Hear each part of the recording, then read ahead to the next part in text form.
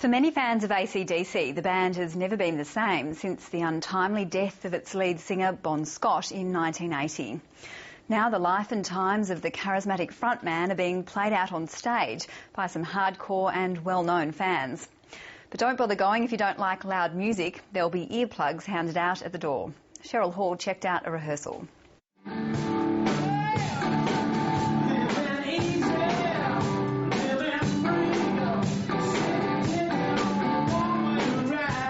I saw ACDC at the Camberwell Town Hall.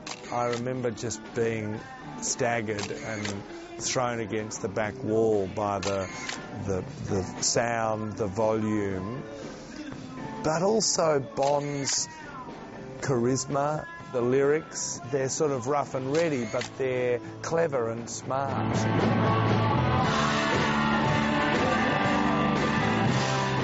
Brian Nankervis was just one of many impressionable teenagers who will never forget the impact of ACDC and Bon Scott on the Australian music scene in the 70s.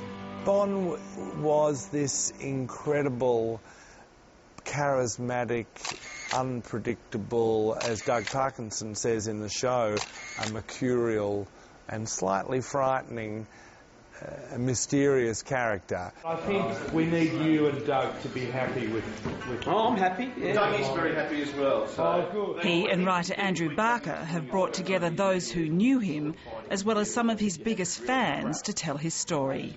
It was very sherbet and very nice and very glam, and all of a sudden you got this guy, you know. This is the memory that a lot of guys my age have of Bon Scott, dressed as a schoolgirl, with smoking a fag, just leering into the camera, singing "Baby Please Don't Go," you know. And it just, as a whatever I was, 12-year-old kid, it blew my mind, you know. I was just like, that's fantastic. Rock musician Nick Barker plays a starstruck fan. He sings ACDC's biggest hits and narrates Bon Scott's story. I originally balked at it because Bon Scott, I think people forget what an incredible singer and what an incredible range he had. People are very close to Bon Scott, like they are to Ned Kelly, you know what I mean? It's a very emotive thing, and you wouldn't want to kind of muck it up. I insisted on a couple of things, and one of them that I could handpick the band, and the band that we're using they're the kind of cream of Melbourne hard rock, I reckon, and they're all bona fide ACDC squids, I call them, because they just know every last song, and they just kind of, no, that wasn't it, and they're purists.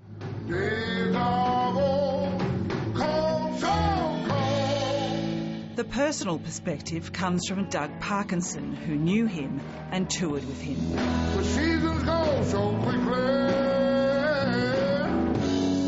you don't know who you are.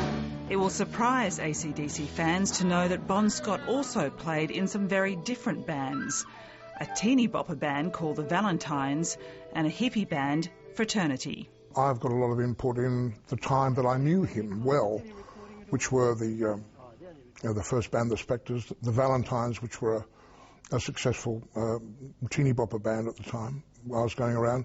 And then as the Australian music industry changed, the Valentines, which was everyone puffed marijuana cigarettes and made music, man. Imagine if he hadn't died prematurely, Bon would have been a little old grey-haired man now, probably just as feisty. Doug Parkinson managed to clean himself up and escape what he calls the Grim Reaper. Not so Bon Scott. We do know that he'd been drinking hard. You know, he really, there's no disguising that. He gave it a nudge. And this one particular night, he drank hard with a mate. Bon passed out in the front seat, tried to get him upstairs to his flat, drove him to his flat, couldn't take him inside, rang an old girlfriend. She said, just lay him out, cover him with a blanket, he'll be fine. This happens all the time. And he wasn't, you know. He choked on his vomit, he was alone, and it was a tragic ending. And I'm going down.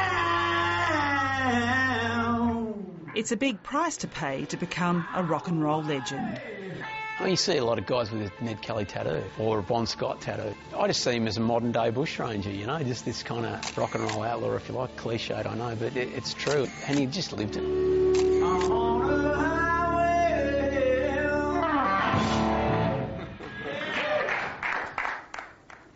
And Bon Scott's birthday is tomorrow. He would have turned 65.